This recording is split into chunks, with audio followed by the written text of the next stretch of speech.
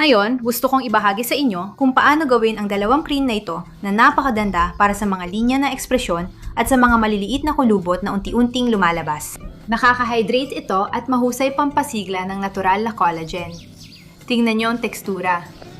Nakikita mo ba ito? Di nyo alam kung gaano kaganda ang cream na ito. Subukan nyo, lalo na yung una kong binahagi para sa mukha. Maganda rin ang pangalawa. Halimbawa, kung bitak-bitak o tuyo ang sakong at paa nyo, siguradong magugustuhan nyo ito. Mapapansin agad ang pagbabago sa unang araw. Sige, wala nang paligoy-ligoy pa. Ipapapita ko na sa inyo kung paano ito gawin. Sobrang tipid at madali lang gawin.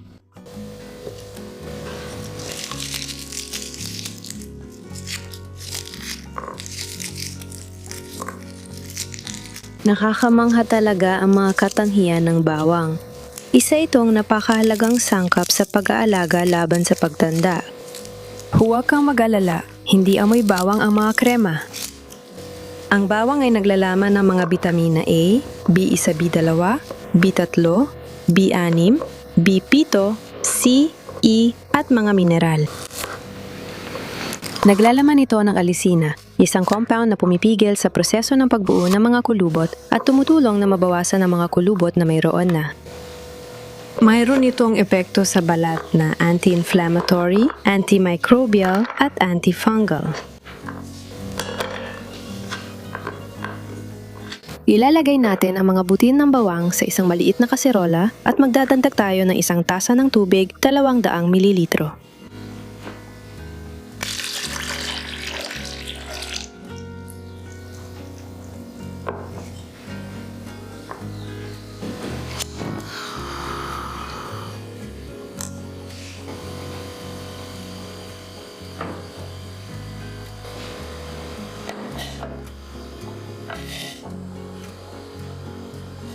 Lulutuin natin ito ng 7 hanggang 10 minuto pagkatapos kumulo.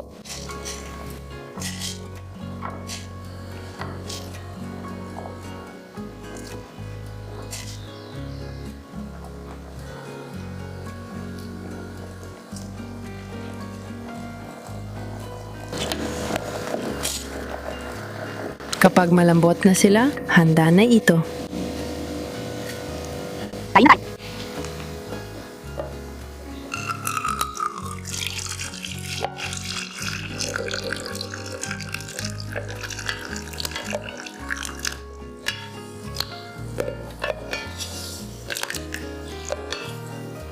Pagsasamahin at imimix natin sila sa tubig.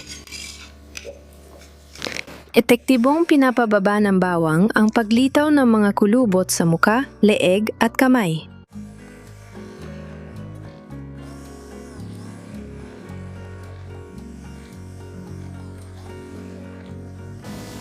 Sasala natin ang pinaghalong bawang gamit ang pinong salaan. Ang mga katamhian at benepisyo ng bawang ay ginagamit na mula pa noong daan-daang taon na ang nakalipas.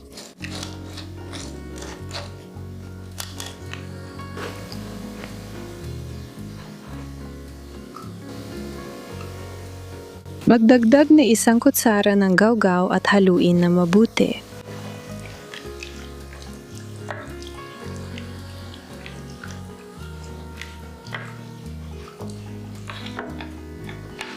Ilagay ang pinaghalong sangkap sa mahinang apoy.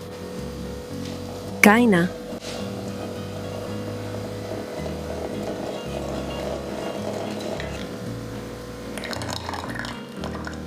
Haluin hanggang makuha natin ang malapot at makinis na timpla.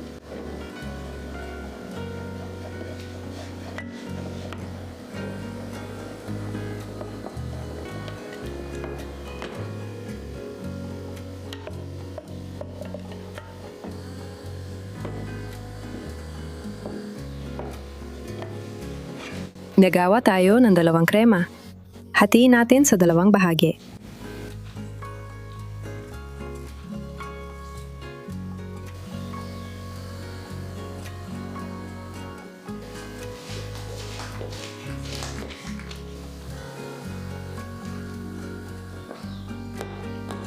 Sa isa sa mga ito, magdagdag ng 1 kutsarita ng langis ng almendras.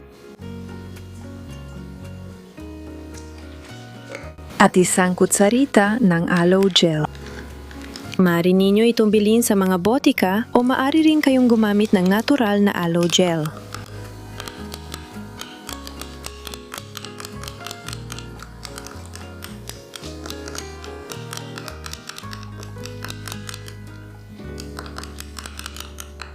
Optional, maaari kayong magdagdag ng 3 patak ng rose essential oil o anumang essential oil na gusto ninyo.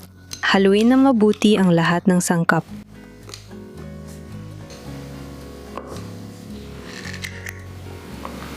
At ilagay ito sa isang lalagyan na gawa sa salamin.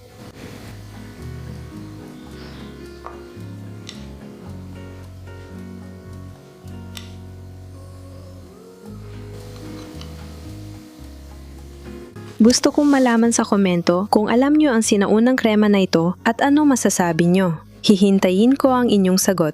Ang krema na ito ay tumatagal na hanggang 7 araw sa loob ng refrigerator. Pwede mo itong ipahid sa balat ng muka, leeg at mga kamay. Hayaan mo itong nakalagay ng 30 minuto. Pagkatapos, hugasan ng balat. At mula sa unang linggo ay makikita mo na agad ang mga resulta. Mapapansin mo agad na mas malambot at mas makinis ang balat. Salamat!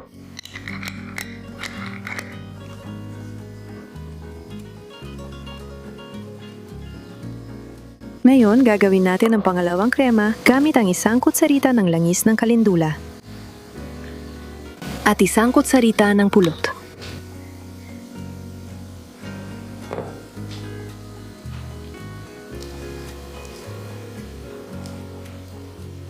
Haluin nating mabuti ang lahat ng mga sangkap.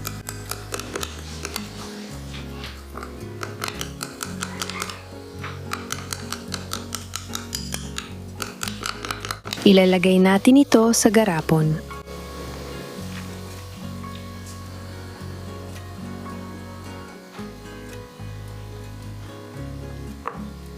Pwede natin itong itago sa ref hanggang 7 araw. Pwede mo ring gamitin ang cream na ito sa iyong mukha, leeg, kamay, pati na rin sa paligid ng mga mata.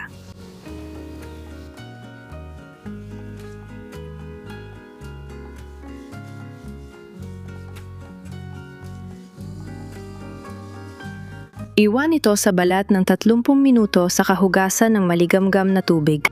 Sana Mula sa puso. na gusto mo talaga ang cream na ito. Ang una nating ginawa ay pwedeng may essential oils o wala.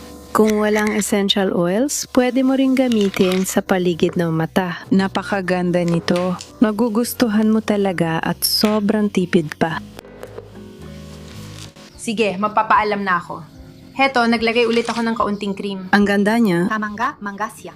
Kaya sana magustuhan ninyo ito, i-share ninyo, mag-subscribe tayo sa channel, mag-iwan tayo ng like kung nagustuhan ninyo ang video. At syempre, ang inyong mga komento at mga suhestyon. Sabihin ninyo sa akin kung ano ang masasabi ninyo, kung ano ang tingin ninyo sa video na ito. Paki-share din po. Sa ganitong paraan, natutulungan ninyo ang channel. Kung makalat din ang mga ganitong natural na recipe. Napakamura at napakaganda. Hanggang sa muli. Paalam!